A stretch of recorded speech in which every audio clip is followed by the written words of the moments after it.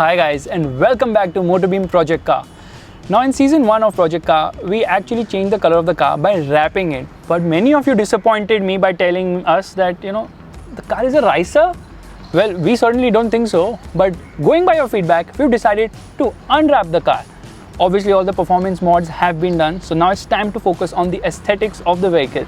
So first things, let's unwrap the car and then let's do a very cool thing, which is paint the car. We are going to be painting the car. Okay, fine. It's a secret. Let's get inside.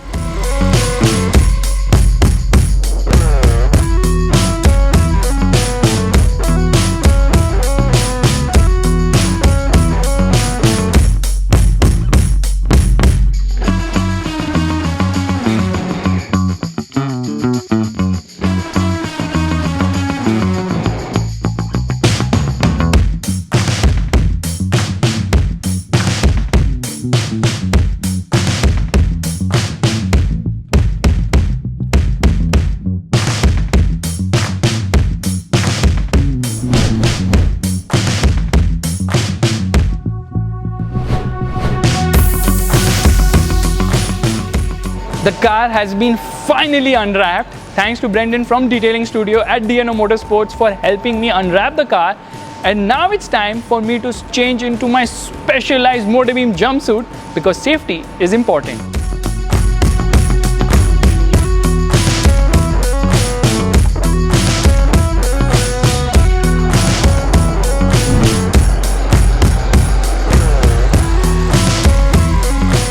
Now before we get inside the paint booth, outside there's some magic which happens with the compressor. Now obviously it's a noisy atmosphere, so pardon me for all the ambient noise.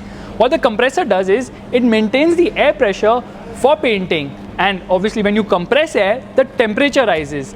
Because of temperature rising, there's some amount of condensation which also happens. That's why right next there's a frozen air dryer which actually decreases the temperature of the compressed air before it goes into the paint booth. The compressed air reaches the paint booth via this filtering system. Now here you can obviously see the pressure because there's a gauge right there. There's also a filter on top, and this pipe is coated with silica so that the pressure is maintained in the pipe. This filtration system helps with the micro particles of dust, which of course you don't want in your paint. The cost of this alone is rupees 90,000, and that does not include the pipe, which costs an additional rupees 25,000. I'm standing with guns.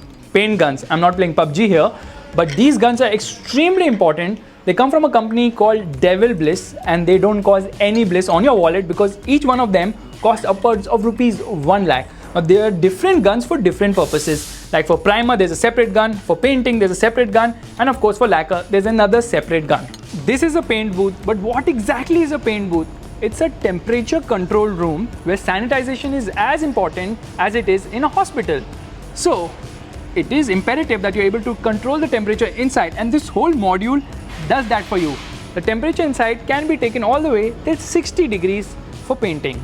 As you can see, there are 20 blowers on each side, and that's how you control the temperature inside this paint booth, which means that you can dry your car in just 45 minutes if it is a water-based paint using these blowers. Now this paint booth is so high-tech, no one really talks about it because the walls actually have adhesives. Yeah, that's right. You can't touch the wall, you'll get stuck to it. I'm just kidding, but what it does is it pulls all the particles and that gets stuck onto the wall. It doesn't change the color of the wall, but it ensures that no other particle is roaming around. In fact, it's so important to prevent drops from flying here and there that even the floor and the roof of this paint booth is actually having filters, so that whenever a paint is dropped, it's absorbed by that filter and none of that splashes on the car or your clothes.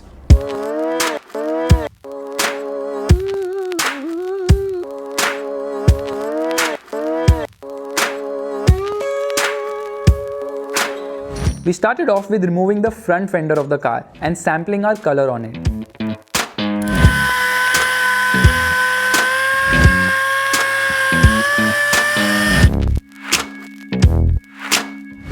Once it was finalized, we started disassembling the car. The painting process actually looks very easy, but it's not. It's extremely difficult. You have to be very careful and attentive of what you're doing. But the learning curve is extremely fun. So we decided to divide the painting process into two parts, exterior and interior.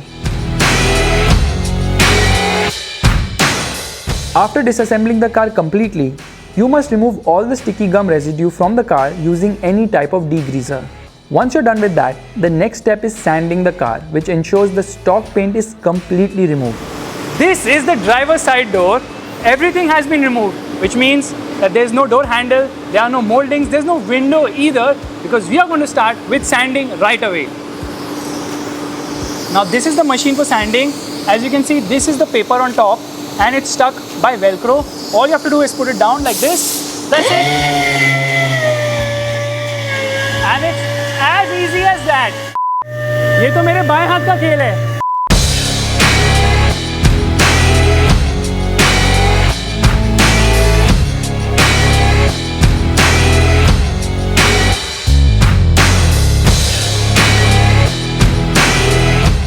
After sanding is done, we applied putty to make sure the car surface is smooth and there are no dents on the body.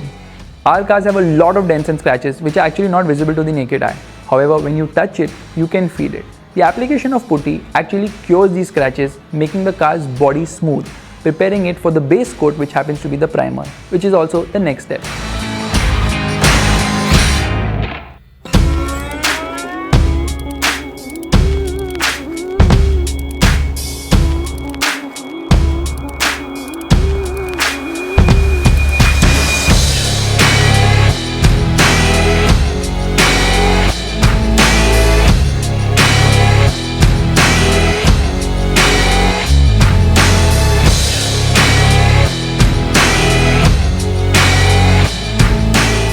We also decided to make a custom laser printed mesh grill while the car was drying in the paint booth. I also remember in season 1 of Project Car we tried this Jugadu mesh grill which didn't turn out to be that good, but this one turned out to be really solid and sexy.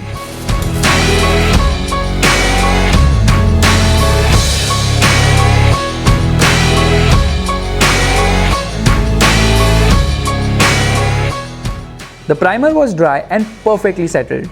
We removed parts from the interior such as the dashboard, center console, etc., as those are also getting repainted.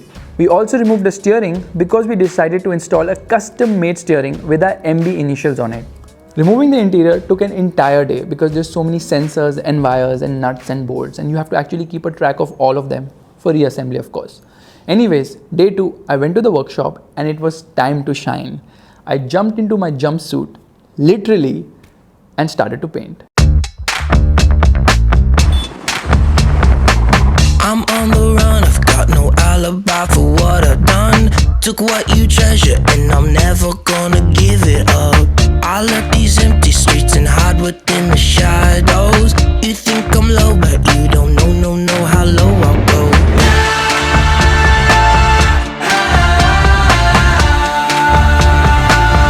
I'm the villain.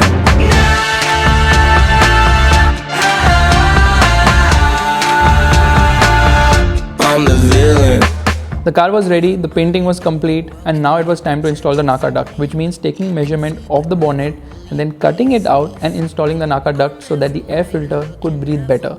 Along with this, we also decided to get a flat underbody along with the rear diffuser in order for better aerodynamic efficiency. Not only that, we also added side skirts and a front lip for aesthetic appeal. I'm the villain.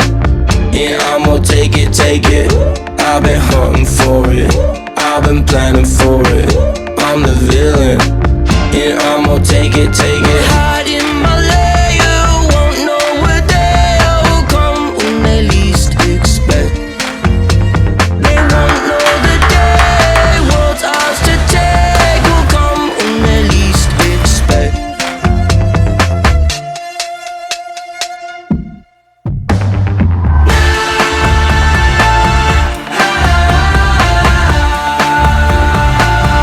I'm the villain. The performance mods and the cosmetic makeover on the MotorBeam ProjectCar was quite hectic. It took us almost 3 weeks to get everything into place, right from the Naka duct to the laser printed grille, the flat underbody, the rear diffuser, the 3-tone body color, as well as the custom steering and wheel hubs. In fact, I sincerely want to thank Omkar and his team at DNO Motorsports for making this happen. And finally, it was time for the MotorBeam ProjectCar to reveal itself in its full glory.